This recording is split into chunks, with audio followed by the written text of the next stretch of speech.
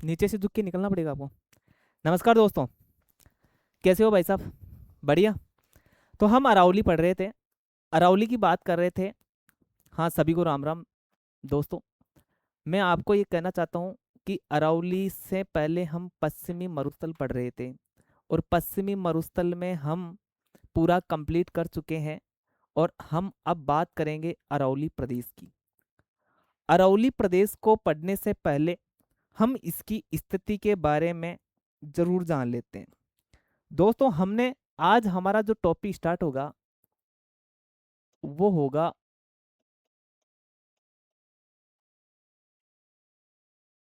अरावली प्रदेश।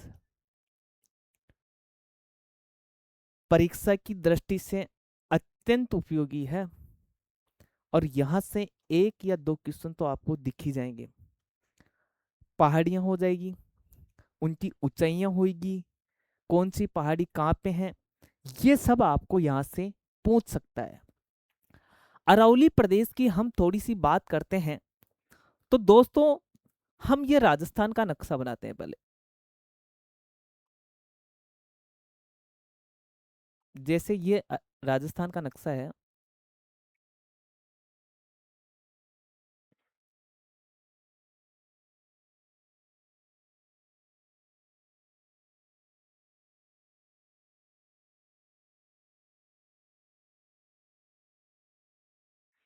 जैसे ये राजस्थान है, और राजस्थान की बात करते हैं हम, तो राजस्थान में दोस्तों अरावली का विस्तार है ना, ऐसे है।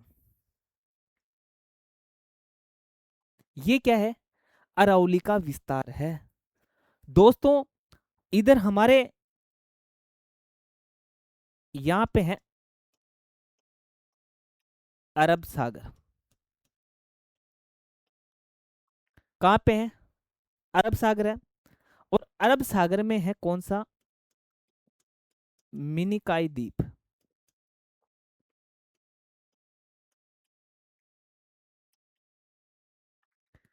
ये इसलिए बता रहा हूं मैं दोस्तों, यहाँ पे आ जाता है हमारा गुजरात। ठीक है। तो अरावली की बात करें तो दोस्तों अरावली यहाँ पे आ गई।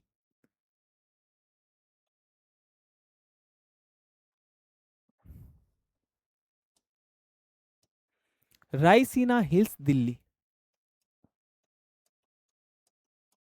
रायसीना हिल्स कहाँ पे आ गई? दिल्ली। मतलब ये यहां से स्टार्ट है। अरावली कहाँ से स्टार्ट है? मिनिकाई द्वीप से। दोस्तों, अरावली के बाद में बात करते हैं तो अरावली की इधर की तरफ तो हम संपूर्ण अरावली की बात करेंगे, और अरावली के इधर की साइड हम बात करेंगे किसकी? अपने राजस्थान में अरावली की बात करेंगे। तो दोस्तों, हम संपूर्ण अरावली की बात करते हैं। तो अरावली का निर्माण कब हुआ? निर्माण की बात करते हैं तो प्री कैम्ब्रियन युग में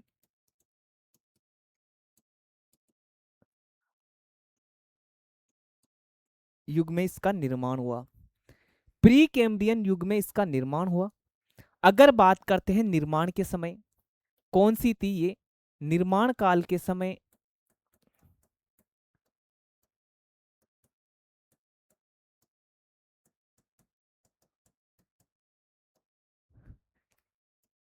क्या थी? वलित पर्वतमाला थी साहब। क्या थी? वलित पर्वतमाला थी। दूसरी बात, तो वर्तमान में यह है अपक्षय अप्रदन के कारण ये अवशिष्ट पर्वतमाला के रूप में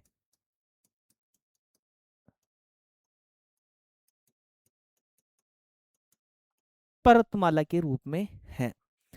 दोस्तों, प्री कैम्ब्रियन युग में निर्माण काल के समय क्या थी? वलित पर्वतमाला थी। वर्तमान में इसकी ये कौन सी है? अवशिष्ट पर्वतमाला है। दोस्तों, इसका जो उद्भव हुआ वो अरब सागर के मिनिकाई द्वीप से इसका प्रारंभ माना जाता है। तो अरब सागर से गुजरात, राजस्थान, और यहां पे आता है हरियाणा। गुजरात, राजस्थान, हरियाणा और दिल्ली, इन चारों में इसका विस्तार है। दोस्तों गुजरात अरब सागर के मिनिकॉय द्वीप से प्रारंभ होने के कारण इसको अरावली का पिता कहते हैं। अरब सागर को क्या कहते हैं? अरावली का पिता कहते हैं साहब। अरब सागर को क्या कहते हैं? अरावली का पिता कहते हैं। अगर बात करते हैं दोस्तों, इसकी हम बात कर लेते हैं, ये हमारी क्या है? अरावली वर्तमान में अवशिष्ट पर्वतमाला है। अगर आगे बात करते हैं हम इसकी, दोस्तों इधर मैं पूरी अरावली की बात करता हूं। दोस्तों इसकी लंबाई है, कुल लंबाई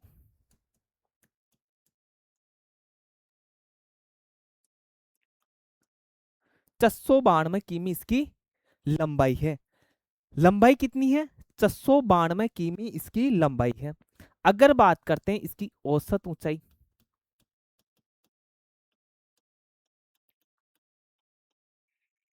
औसत ऊंचाई है दोस्तों इसकी 930 मीटर। अगर संपूर्ण इसकी दिशा देखी जाए, अगर इसकी विस्तार की बात करी जाए, विस्तार में हम बात करी जाए, तो दोस्तों विस्तार में है गुजरात है, राजस्थान है और हरियाणा है और दिल्ली है। ठीक है। गुजरात अवशिष्ट पर्वतमाला है, निर्माण काल के वर्तमान में कुल लंबाई 692 किमी, औसत ऊंचाई 930 मीटर, विस्तार गुजरात राजस्थान हरियाणा दिल्ली में। अरावली का पिता है अरब सागर में।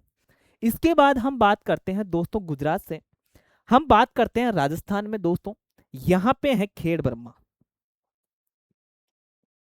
मतलब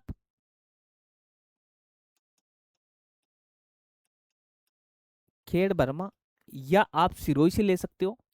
और यहां पे है दोस्तों खेतड़ी। खेड़ ब्रह्मा से यह पे कहां पे है? खेतड़ी की तरफ। दोस्तों मैंने जब अरावली पढ़ाई थी, तो सामान्य परिचय पढ़ाया था, तो मैंने बताया था कि अपन इसकी दिशा भी ज्ञात करेंगे।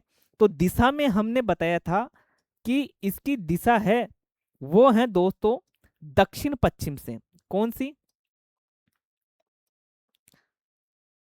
दक्षिण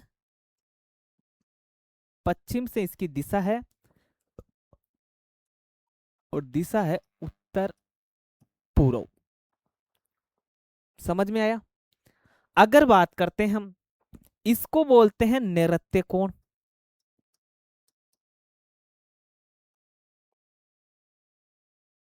सामान्य परिचय पढ़ाया था उस टाइम, मैंने बताया था कि ये अपन कोण भी साथ में लेते हुए चलेंगे, नैऋत्य कोण। और ये है दोस्तों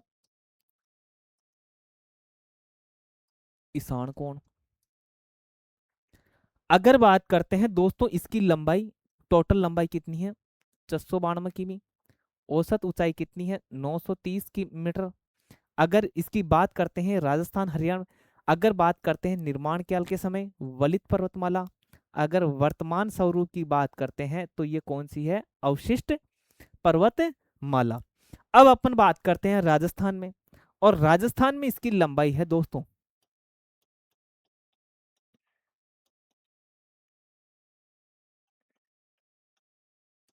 राजस्थान में लंबाई है दोस्तों 550 किमी।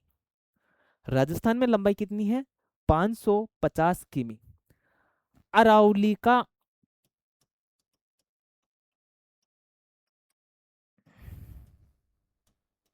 राजस्थान में 79.5% भाग,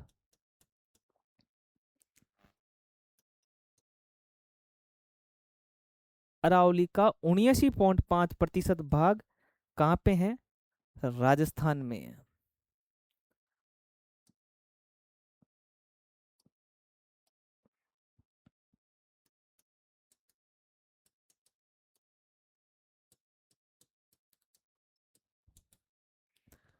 राजस्थान में लंबाई 550 किमी। अरावली का 79.5% भाग राजस्थान में है। दोस्तों ध्यान रखना ये हरियाणा का, क्योंकि कई बार कंफ्यूज हो जाता है कि अपने पंजाब में भी है, नहीं पंजाब में नहीं है, तो कहाँ पे है, हरियाणा में। उसके बाद में हम बात करते हैं दोस्तों अरावली के उपनाम। उपनाम उपनाम इसको कहा गया है, एक तो परिपात्रा, एक कहा गया आडावल, और मेरू के नाम से भी जाना गया। ये परिपात्रा दोस्तों विष्णु पुराण में मिलती है। ठीक है, तो अरावली प्रदेश का जो निर्माण हुआ वो कहाँ हुआ, कब हुआ, प्री कैम्ब्रियन युग में हुआ। मिनिकाई द्वीप से, अरब सागर में मिनिकाई द्वीप से प्रारंभ हुआ, इसलिए अरब सागर को अरावली का पिता कहा जाता है। उसके बाद में इन्होंने बोला कि निर्माण काल के समय क्या थी, अरावली वलित पर्वतमाला थी, वर्तमान में अवशिष्ट पर्वतमाला के रूप में है। अपक्षय अप्रदान का प्रभाव या भौतिक अपक्षय क्रिया के ना वर्तमान में अवशिष्ट पर्वतमाला के रूप में रह गई है। कुल लंबाई 692 किमी है। अगर बात करते हैं औसत ऊंचाई 930 मीटर है। अगर विस्तार की बात करते हैं गुजरात, राजस्थान, हरियाणा और दिल्ली है। लेकिन हम राजस्थान में बात करें तो राजस्थान में लंबाई कितनी है, 550 किमी। अरावली का 79.5% भाग राजस्थान में है, 5% भाग राजस्थान में। अरावली गुजरात के खेड़ ब्रह्मा से खेतड़ी झुंझुनू तक है राजस्थान में। नैऋत्य कोण से उत्तर पूर्व ईशान कोण में इसका विस्तार है। तो राजस्थान में जो इसकी विस्तार की बात कर रहे हैं हम, कहाँ से हैं, दक्षिण पश्चिम से उत्तर पूर्व की ओर ये है। उसके बाद में हम बात करते हैं क्या, उसके बाद में हम बात करते हैं दोस्तों अरावली की प्रमुख चोटियां। अगर अरावली की प्रमुख चोटियों की बात करते हैं दोस्तों,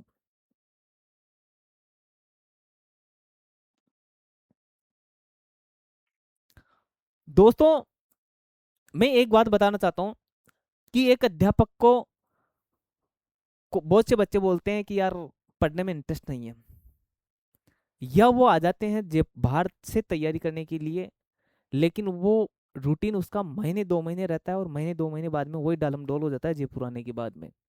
आज वो घूमने, आज वो घूमना। दोस्तों आप कहीं भी रहो, कैसे भी रहो, चाहे घर पे पढ़ाई करो, चाहे बाहर कर रहे हो, चाहे कहीं भी कर रहे हो पढ़ाई आप, मैं मेरी राय है ना, ये जो शायरी सुनाना, हंसाना, ये मेरे बस की है नहीं। हंसा देता हूँ कभी कभी, लेकिन एक मोटिवेशन सबसे अच्छा मिलता है। कभी भी अगर पढ़ने का मन नहीं हो ना, तो ये एक बार जहां भी बैठे हैं ना, अपने माता पिता आंखें बंद करके ये सोच लेना चाहिए कि अपने माता पिता अपने लिए क्या ख्वाब देख रहे हैं। और हमारे अगर माता पिता आशा करके हमारे को कोचिंग के लिए भेजा है, तो हम उसी तत्परता से पढ़ाई करें। और कोचिंग जाने का मतलब ये भी नहीं होता है कि 500 बच्चे वहां पे बैठे हुए हैं तो सभी का सिलेक्शन हो जाता है। दोस्तों कोचिंग आने के बाद में हम प्रत्येक अध्यापक की एक एक्टिविटी पे भी ध्यान रखना चाहिए, कैसे बोलता है, कैसे क्या करता है। हम एक टीचर लाइन से हैं, बीएड कर ली, तभी हम एक टीचर ट्रेनिंग के लिए जाते हैं, और हमारी ट्रेनिंग होती है वहां पे बेकायदा 2 साल की। वो अलग बात है, कोई पैसे दे के अगर कोचिंग में नहीं जाता उसकी अलग बात है। लेकिन अगर आपने टीचर ट्रेनिंग की है, बीएड कर ली है, तो आपका व्यक्तित्व ऐसा लगना चाहिए कि सामने वाला 4 बार पूछे कि सर आप टीचर हो क्या, गवर्नमेंट टीचर हो क्या। आप कहीं भी खड़े हो तो आपको 4 बार पूछे, चाहे आप गवर्नमेंट जॉब भी मत हो, कोई जरूरी नहीं है गवर्नमेंट जॉब पर सब सभी हो जाते हैं, लेकिन आपका व्यक्तित्व ऐसा होना चाहिए। एक टीचर का व्यक्तित्व कैसा होता है, सहनशीलता होनी चाहिए, ईमानदारी होनी चाहिए, और अपने कम से कम एक बार कोचिंग करने आ गए, जैसे फर्स्ट ग्रेड की कोचिंग करने आ गए, किसी भी सब्जेक्ट से, तो अपने सब्जेक्ट को तो कम से कम इतना मजबूत कर लो कि हम कहीं भी पढ़ाएं या खड़े हो जाएं तो हम पीछे नहीं हटे। सभी तो नौकरी नहीं लगने वाले, सही है ना? तो आप इतना वो रखो कॉन्फिडेंस कि हम भी कुछ कर सकते हैं, और कोई यहाँ आके सामने आके खड़ा होने में कोई दिक्कत नहीं होती है। किसी प्लेटफॉर्म के सामने जाके खड़ा होने में एक दिन झिझक आएगी, 2 दिन झिझक आएगी, तीसरे दिन अपने आप ही अपन उस माहौल में ढल जाएंगे।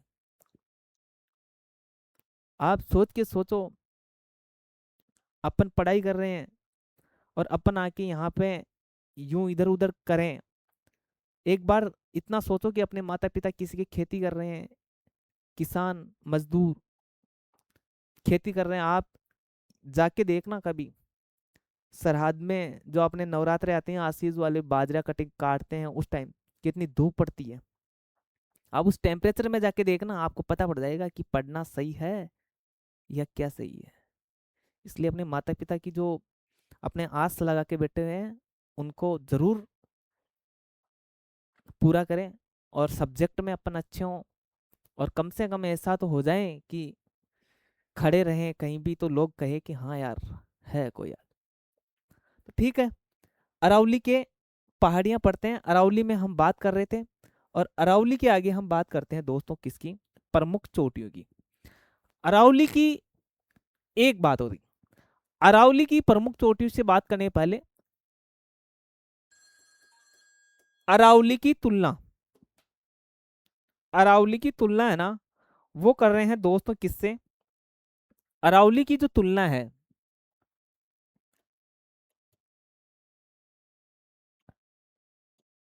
अरावली की तुलना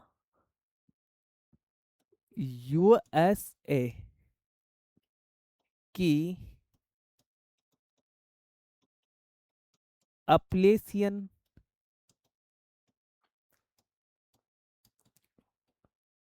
अपलेशियन पर्वत से की जाती है साहब।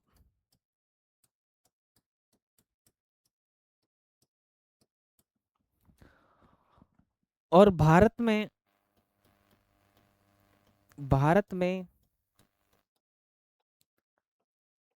नल्ला मलाई पर्वत से की जाती है। अरावली की तुलना यूएसए की अपलेशियन पर्वत से की जाती है, भारत में नल्लामलाई पर्वत से भी की जाती है। उसके बाद में हम बात करेंगे अरावली की पहाड़ियाँ। अगर अरावली की पहाड़ियों की बात करते हैं दोस्तों, प्रमुख चोटियां या पहाड़ियां अरावली की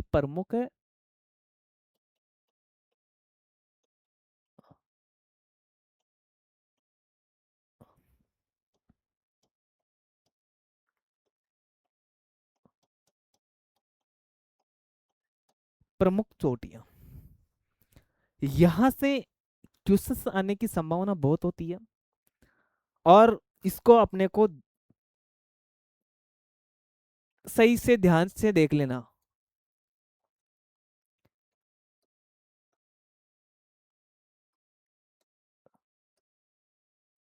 गुरु सिक्कर, शेर, देलवाड़ा, जरगा,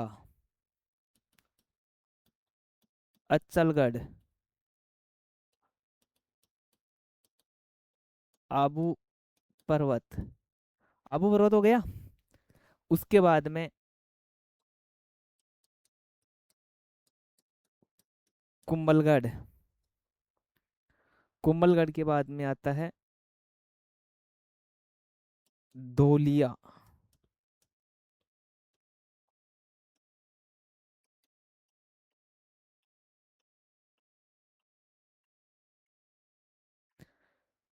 ये कंटिन्यू है। इसकी औसत ऊंचाई है 1722 मीटर, इसकी है 1597 मीटर। ये है 1442 मीटर। जरगा है 1431 मीटर। अचलगढ़ है 1380 मीटर। अगर आबू की बात करते हैं तो ये है 1295 मीटर। कुंभलगढ़ की बात करते हैं दोस्तों 1224 मीटर। धौलिया की बात करते हैं दोस्तों 1183 मीटर। अगर बात कर लेते हैं दोस्तों, ये है ना गुरु शिखर है सिरोही में। अगर शेर की बात करते हैं ये है सिरोही। अगर देलवाड़ा की बात करते हैं ये भी है सिरोही। और ये है जरगा उदयपुर में। अगर बात करते हैं हम अचलगढ़ सिरोही में। अगर बात करते हैं आबू पर्वत वो भी है सिरोही में। अगर फिर बात करते हैं कुंभलगढ़ वो है राजसमंद में। अगर बात करते हैं धौलिया, धौलिया है सिरोही में। यहां पे नोट लगा लो। और एक है धोनिया, वो भी है 1183 मीटर। कितनी है? 1183 मीटर। ये है राजसमंद में।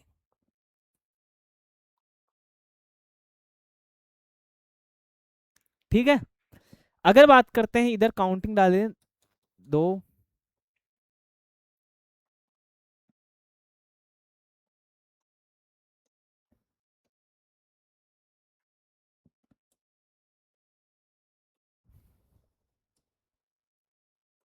एक, दो, तीन, चार, पाँच, छ, सात, आठ। उसके बाद में हम बात करें काउंटिंग पे 9 नंबर, 10 नंबर, 11 नंबर, 12 नंबर, 13, 14, 15 और 16। कुंभलगढ़ आ गई 12, 24। कुंभलगढ़ के बाद में दोस्तों हम बात करते हैं, कुंभलगढ़ के बाद में आती है दोस्तों, एक आता है रघुनाथगढ़।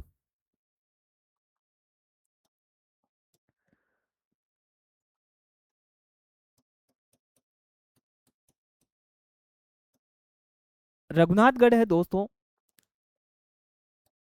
1055 मीटर। रघुनाथगढ़ कितनी है? 1055 मीटर। अगर उसके बाद में हम बात करते हैं दोस्तों रघुनाथगढ़ के बाद में, रघुनाथ के गढ़ के बाद में आता है ऋषिकेश।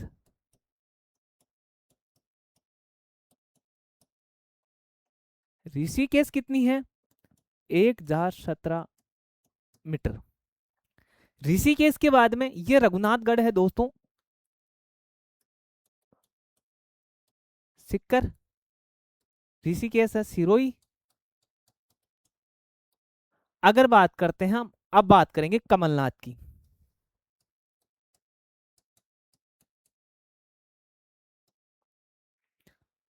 कमलनाथ है 1001 मीटर। ये है उदयपुर में। ठीक है। कमलनाथ कितनी है? 1001 मीटर। कमलनाथ के बाद में आप बात करो तो आएगी दोस्तों, ये आता है सुंदा, सुंदा पर्वत नहीं लेंगे, लिख लो सुंदा पर्वत। ये है 991 मीटर। ये है जालोर में। और एक है माकड़ा मगरा। और माकड़ा मगरा कितनी है? माकड़ा मगरा है 989 मीटर। और इसकी ये है दोस्तों कहां पे? उदयपुर में। 989 मीटर उदयपुर में है। उसके बाद में आती है सज्जनगढ़।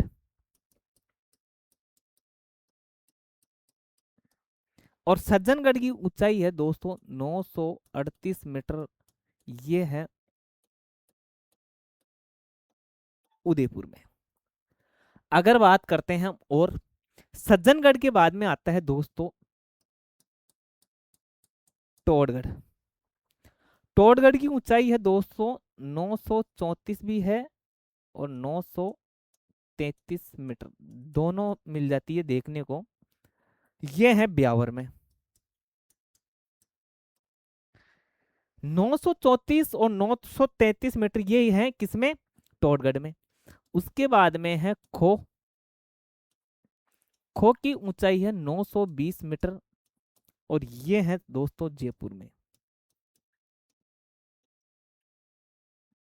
ठीक है, खो कितनी है? 920 मीटर। देखो गुरु सिक्कर 1722, शेर 1597, देलवाड़ा 1442, जरगा 1431, अचलगढ़ 1380, आबू पर्वत 1295, कोमलगढ़ 1224, धोलिया पर्वत 1183, रघुनाथगढ़ 1055, ऋषिकेश 1017, कमलनाथ 1001, सुंदा पर्वत 991, माकड़ा मगरा 989, सज्जनगढ़ 938, टोडगढ़ 934, खो 920। अगर बात करते हैं अब आगे की, ये वापिस अभी अपन रिवीजन कर लेंगे। अगर आप स्क्रीनशॉट लेना चाहते हो तो आप ले सकते हो, क्योंकि ये चीजें दोस्तों यहां से क्वेश्चन बन जाता है। क्या क्वेश्चन बनता है कि इनकी ऊंचाई दे दे और क्रॉसिंग में बता दे कि इनकी ऊंचाइयों का मिलान कीजिए। ये भी पूछ सकता है कि कहाँ पे कौन सी पहाड़ी है, ये भी आपको यहाँ से पूछ सकता है। उसके बाद में हम बात करते हैं दोस्तों, ले लिया होगा 17वें नंबर पे हम बात करते हैं दोस्तों, कौन सी? खो आ गई थी ना। खो के बाद में हम बात करते हैं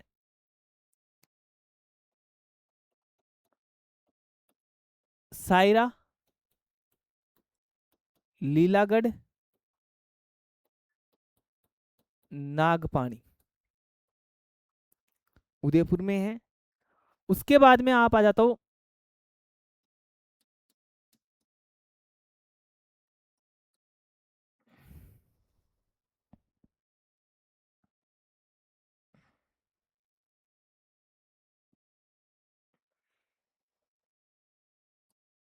सायरा की ऊंचाई। सायरा की ऊंचाई है दोस्तों 900 मीटर है उदयपुर में।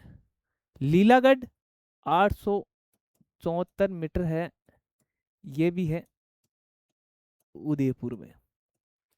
ये है 867 मीटर, 867 मीटर है, ये है दोस्तों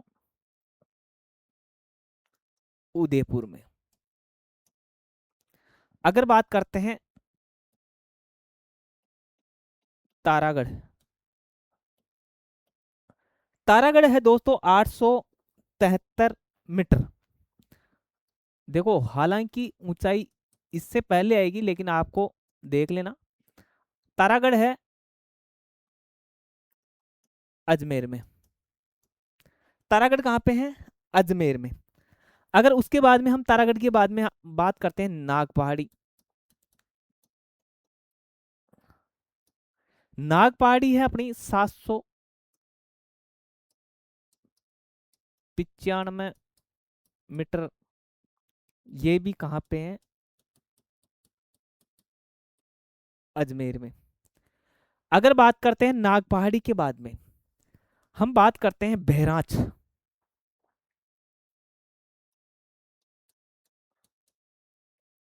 बहराच की पहाड़ी और इसकी औसत ऊंचाई है दोस्तों 792 मीटर, ये है अलवर में। बहराच की पहाड़ी कहाँ पे है? अलवर में। अगर बात करते हैं अलवर में, बहराच की पहाड़ी कहाँ पे है? अलवर में। अगर एक आती है बरवाड़ा की पहाड़ी।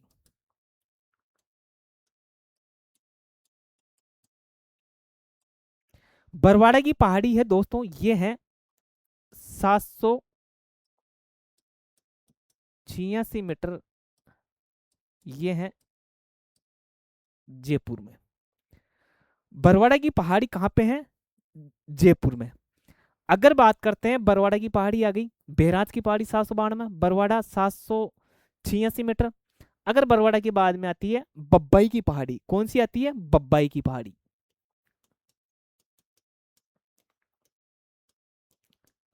बब्बाई की पहाड़ी है दोस्तों 780 मीटर।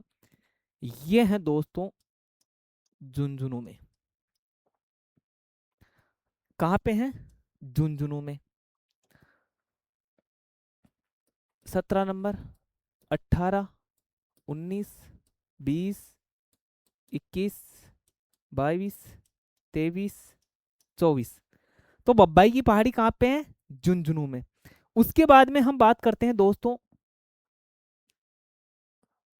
24, 25, 26, 27, 28, 29। दोस्तों बरवाड़ा की पहाड़ी के बाद में आती है बिलाली।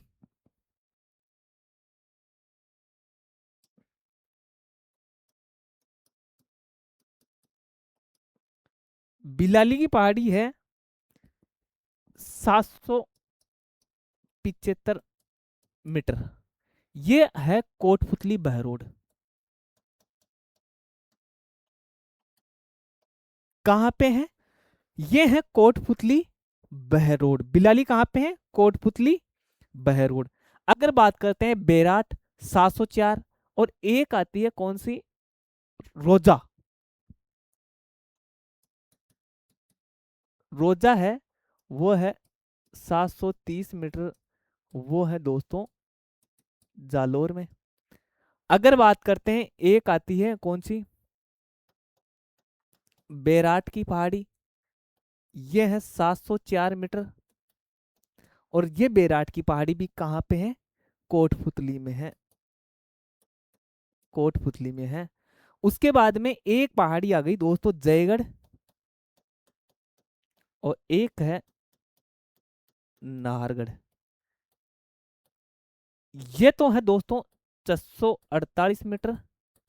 और ये है हमारी 599 मीटर। ये है जयपुर में, और ये है जयपुर में। बताओ।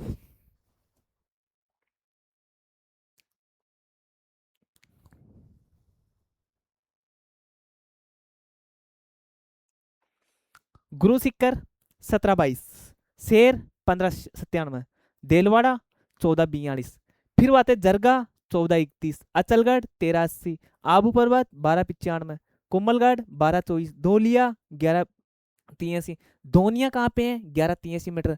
रघुनाथगढ़ 1055 मीटर, ऋषिकेश 1017, कमलनाथ 1001, सुंदा पर्वत 9,991 मीटर, माकड़ा मगरा 989 मीटर, सज्जनगढ़ 938। सज्जनगढ़ कितनी है? 938। सज्जनगढ़ कितनी है? 938।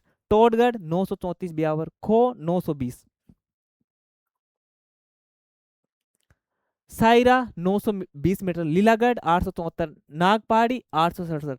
लेकिन तारागढ़ कितनी है? 873। मान लो इसको क्रम से पूछ ले तो तारागढ़ पहले आ जाएगी। नागपहाड़ी 795, बहराज की पहाड़ी 792, Barwara 786, बब्बाई 780, Bilali 775 metre, Roja 730 metre, Bairat 704 metre, Jaigarh 648 metre, Nahargarh 599 metre है।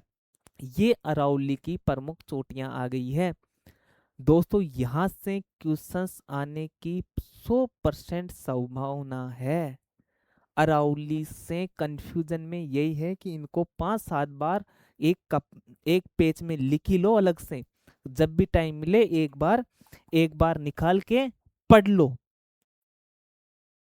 जब भी टाइम मिला उसको एक बार निकाले। रिवीजन में आई, काउंटिंग याद नहीं रहेगा, लेकिन फिर भी आपको 5-10 बार उसको रिवीजन में करोगे तो अपने आप अपने को इसकी हाईएस्ट का पता पड़ जाएगा कि इसकी चोटी की ये कंडीशन है।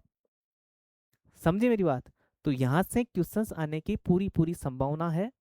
और आप, आशा करता हूँ आप समझ में आ रहा होगा आपके। और एक ना एक चीज जरूर आप कमेंट्स बॉक्स में जरूर बताया करो कि जो चीज छूट गई है उसको आप जरूर कमेंट्स में बताओ कि हम अच्छे से एक नोट्स बना सकें। तो जय हिंद, जय भारत।